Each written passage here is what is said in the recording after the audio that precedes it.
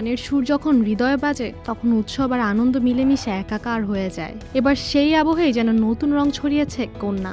ঈদে মুক্তি প্রতীক্ষিত সিনেমা জিন 3 এর এই গান হয়ে উঠেছে সময়ের আলোচিত সুর। একদিকে সিনেমার প্রতি দর্শকের আগ্রহ, অন্যদিকে গানের অসাধারণ জনপ্রিয়তা, সব মিলিয়ে যেন উৎসবের আগমনী ধ্বনি।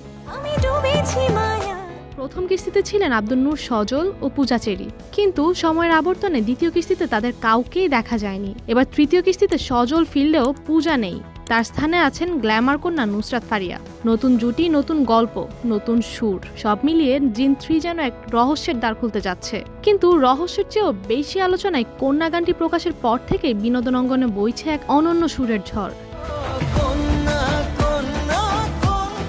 গানটির নির্মাণ সম্পর্কে জানালেন পরিচালক কামরুজ্জামান রোমান। তার কথায়, ঈদ আসার ঠিক 2 সপ্তাহ পরেই নববর্ষ, তাই দর্শকের উৎসবমুখর মনোভাবকে মাথায় রেখে গানটি তৈরি করা হয়েছে। এটি শুধু ঈদের গান নয়, বরং বাংলা নববর্ষকেও সঙ্গে নিয়েছে।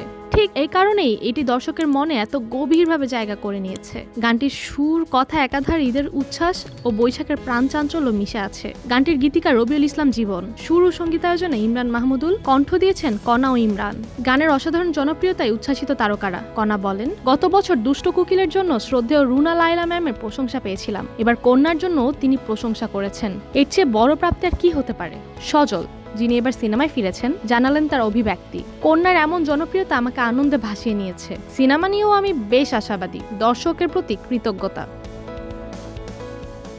নতুন নায়িকা নুসরাত ফারিয়া বললেন, এটি শুধু একটি গান নয়, বরং আমাদের পরিশ্রমের এক টুকরো ভালোবাসা। সবাই মিলে কন্যার জোয়ার বইয়ে দিয়েছি, এই জন্য কৃতজ্ঞতা দর্শকের প্রতি। শিল্পীরা গান করেন, সিনেমা মুক্তি পায়, কিন্তু কিছু কিছু সৃষ্টি সময়ের সীমানা পেরিয়ে মানুষের মনে গেঁথে থাকে দীর্ঘদিন। কন্যা কি তেমনই একটি গান? সময়ের ক্যানভাসে তা এখনই বলা কঠিন, তবে এই কথা নিশ্চিত যে এটি হয়ে উঠেছে এক আবেগের নাম, এক সুরের উন্মাদনা। ঈদ যখন দরজায় কড়া নাড়ছে আর নববর্ষ হাতছানি দিচ্ছে, তখন কন্যার সুরে ভাসছে সব বয়সের শ্রোতা। সিনেমার রং, গানের মাদকতা, উৎসবের উচ্ছ্বাস, সব মিলিয়ে কন্যা যেন এক নতুন সময়ের ঋতুগান।